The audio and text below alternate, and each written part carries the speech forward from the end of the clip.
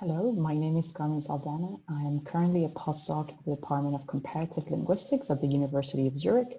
But in this talk, I'm presenting work I did when I was a postdoc in the Center for Language Evolution at the University of Edinburgh with Professor Kenny Smith and in collaboration with Nico Claudière and Joël Fago in the University of Aix-Marseille.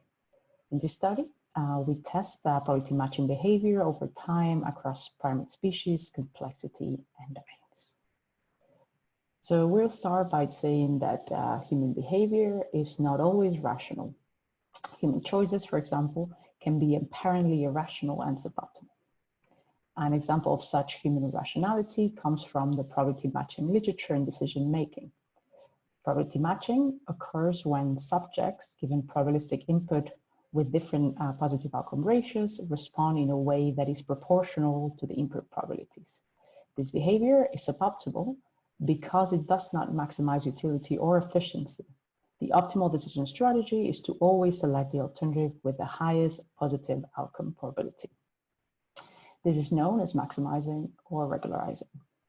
To give you an example, suppose you have to choose between two sources with different positive outcome probabilities, one with positive outcomes on 70% of the trials and another with positive outcomes on 30% of the trials. Probability matching can only get you around 58% reward, while maximizing can get you 70%. Reward here is a positive outcome. Despite its suboptimality, probability matching behavior has been robustly reported in decision-making experiments in human adults. So the question is, why do humans probability match? Several hypotheses have been proposed to explain away this apparent irrationality. First hypothesis is that probability matching is a product of a fast, effortless evaluation of the input. A second hypothesis is that it is a product of a bias towards pattern finding, which prevents subjects from maximizing and looks like probability matching. A third hypothesis is proposed in Greta's James PhD work at Waterloo with Derek Köhler, which suggests that instead of individual trials, humans focus on the sequence and do not readily access information about the probabilities of a given source in individual trials. However, it is worth mentioning that it is still questionable that humans default to probability matching, whatever the cause. It depends on the amount of payoff, the type of feedback, the amount of trials, the cognitive domain, the complexity of the distribution, etc. And we also know that humans misperceive randomness. Most importantly, also in my opinion, we also find a great deal of individual differences, and it's rare that the mean reflects the median behavior, but what it reflects actually is normally the average of opposite strategies. Having this hypothesis and conditioning factors in mind, we'll now focus on what the available literature can tell us about the simplest hypothesis. That is the probability matching results from a fast, effortless evaluation of the input. Well, there are two main problems with assuming a cognitive shortcut hypothesis without any further specification. The first one is that children in animals such as monkeys seem to be less likely to probability match.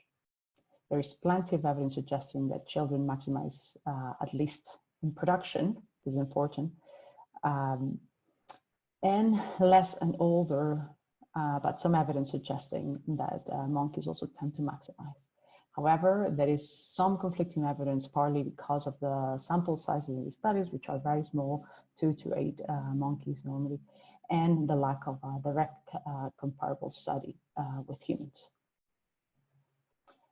The second problem is that it seems like increasing memory load or complexity can lead to maximizing in humans.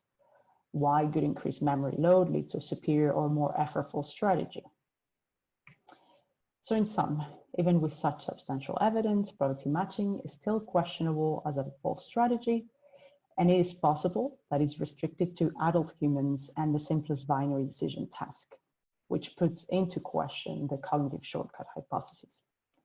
However, the literature lacks the required comparative work to robustly assess the asymmetries across species and across degrees of complexity.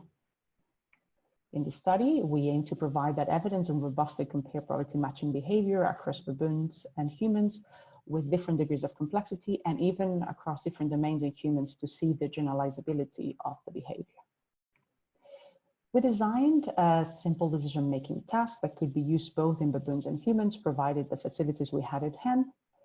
At each trial, subjects were asked to choose between 2 or 3 shapes within subjects in baboons and between subjects in humans. Each of these shapes was rewarded probabilistically.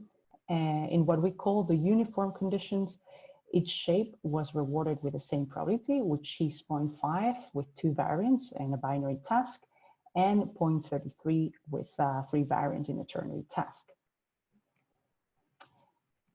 In conditions where the reward distribution was skewed, 1 variant was rewarded 70% of the time. That left a minority variant with a reward of 30% in the skewed binary task, and 2 minority variants with 0.15 probability of reward in the skewed ternary task. Subjects receive a reward for each correct prediction at each trial and were provided feedback on their performance, that is, whether they guessed correctly or incorrectly. Note that the difference between binary and ternary tasks leads to not only a difference in the number of shapes, but also in a bigger difference between high and low rewarding probability in ternary tasks, and to a higher masking of the underlying reward distribution, as when they guess correctly, unlike in binary tasks, in ternary tasks, they do not know which one of them is a correct one. The task for baboons looks like this. These are some trials from the ternary prediction task.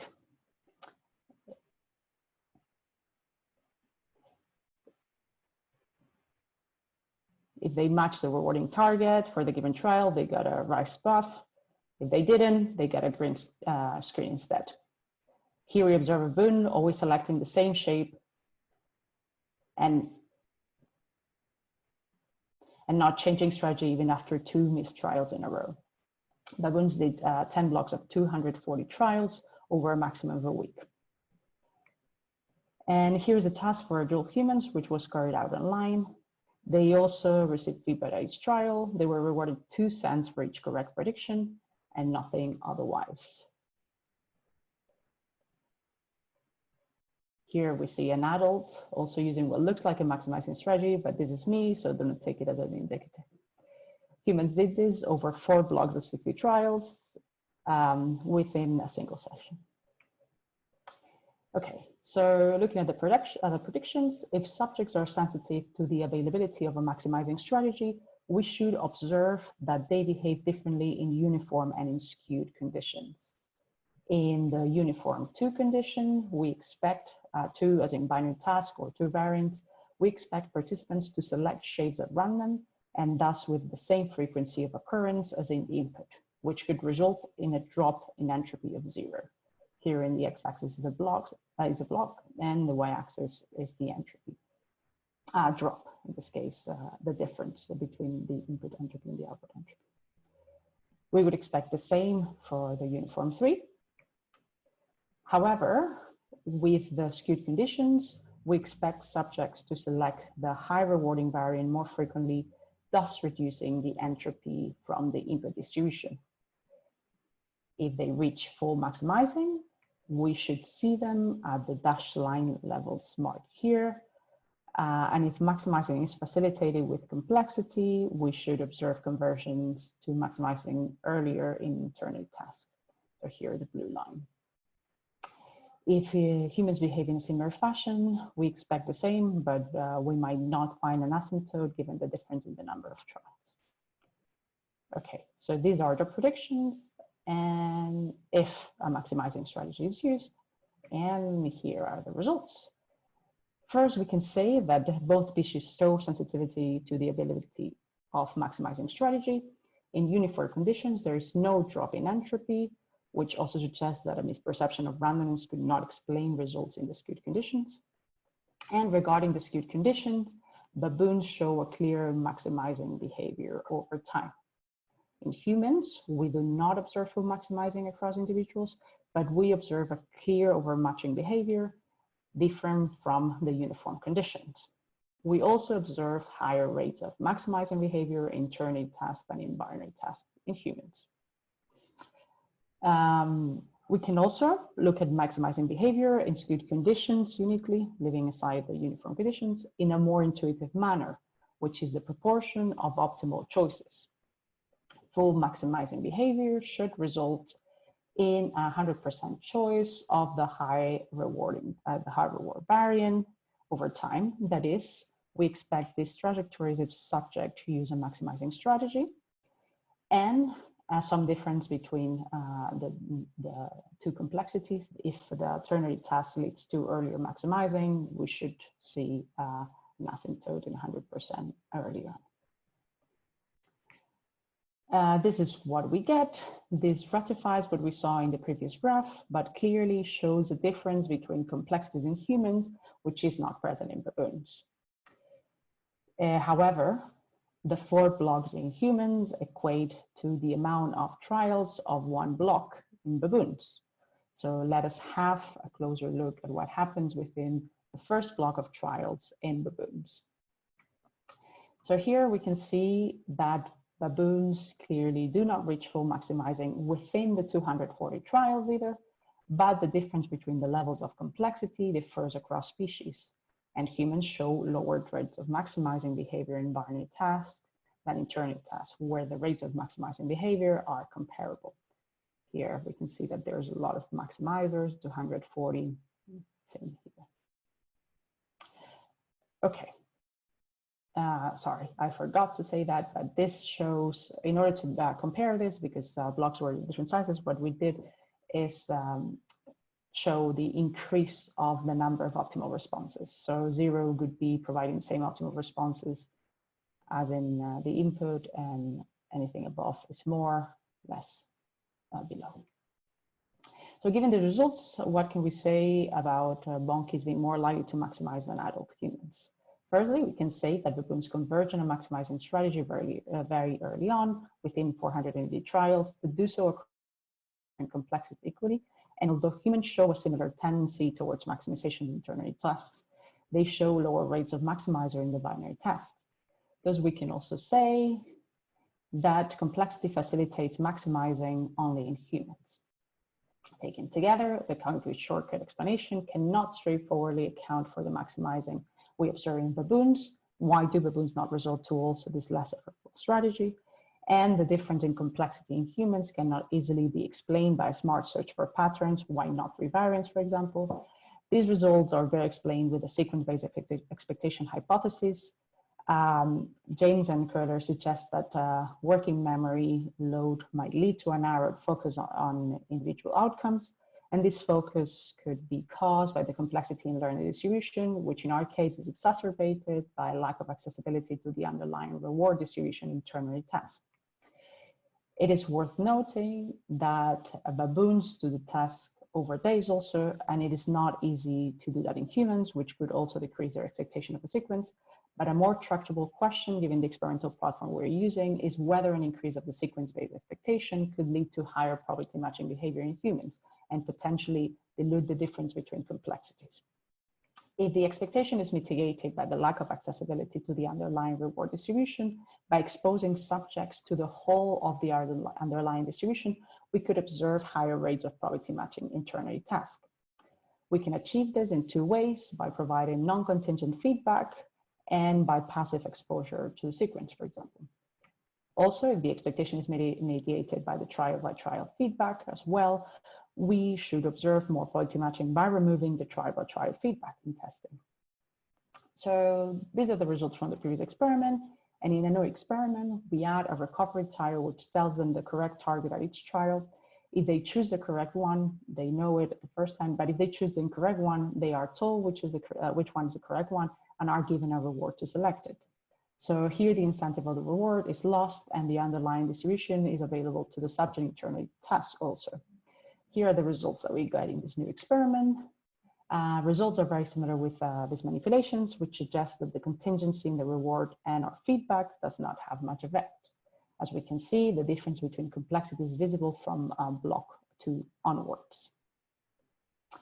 In another experiment, we provide a passive exposure to the sequence of outcomes over 2 blocks of 60 trials each.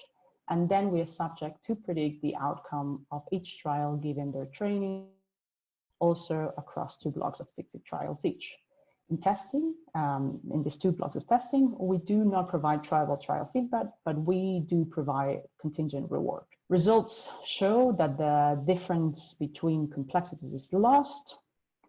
The ternary task shows similar rates of probability matching to the binary task. And this happens after 2 blocks of exposure, where we already saw a difference between the 2 conditions in previous experiments between the 2 complexities. These results suggest that, again, reward is not driving the choice of strategy, but trial-by-trial feedback seems to have an effect. This can be ratified by the lack of difference between testing blocks here, unlike in previous experiments. So in sum, we found no effect of non-contingent feedback and reward, but a potential effect of trial-by-trial feedback. We consider at least 2 alternatives. Even if the accessibility to the underlying distribution is a requirement, it looks like the lack of trial-by-trial feedback is what might be driving the effect, nevertheless. However, it can also be due to less optimal learning given the passivity and length of the training. It is worth noting, however, that passive exposure and testing without feedback has been the norm in the linguistic literature, exploring learning and use of probabilistic linguistic variation. In this literature, subsets are provided with different forms that mean the same thing and that appear probabilistic. At test, subjects are asked to produce the variants themselves.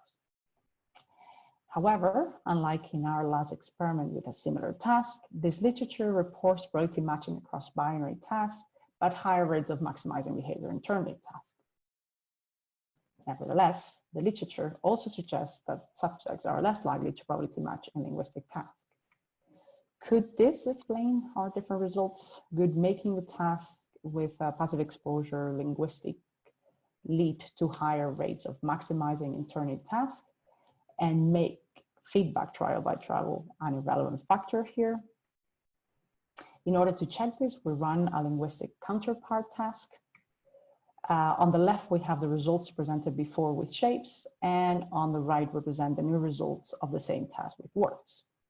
We found no difference between complexities or domains here. To conclude then, what can we say about our exploration of probability matching behavior across species, complexity degrees, and domains? First and foremost, we can fairly say that both species are sensitive to the availability of maximizing strategies, neither behave equally with uniform distributions than with skewed ones. Both switch to overmatching behavior within the first 240 trials. Baboons, with the largest sample size so far, which is 20, converge on maximizing strategies within 480 trials in binary and ternary tasks when maximizing strategies are available. And although human adults do not reach full maximizing within the 240 trials available, higher rates of maximizing are apparent with ternary tasks, which is different that is not present in baboons. Regarding the comparison across domains, we can say that we do observe comparable behavior with linguistic and non-linguistic tasks in our experiments. So what light can we shed into the different causal hypotheses regarding probability matching behavior? We can more robustly challenge the concrete shortcut hypothesis and the smart search for patterns, and also suggest that a sequence-based expectation might be a better fit. This would explain the difference between species and degrees of complexities, and it could also explain the effect of the removal of a trial-by-trial feedback, which leads to stronger probability matching behavior. However, it is also possible that this latter result is also due to imperfect learning, as we have previously discussed. Also, we should not obviate that in the experiments with humans, we find noticeable individual difference as the probability mass is fairly around the mean. Okay, so that is all for today. Thank you very much. The QR code would take you to the OSF repository. And I would like to thank my collaborators here in these pictures. Thank you very much. I hope you enjoyed the conference and that you stay healthy.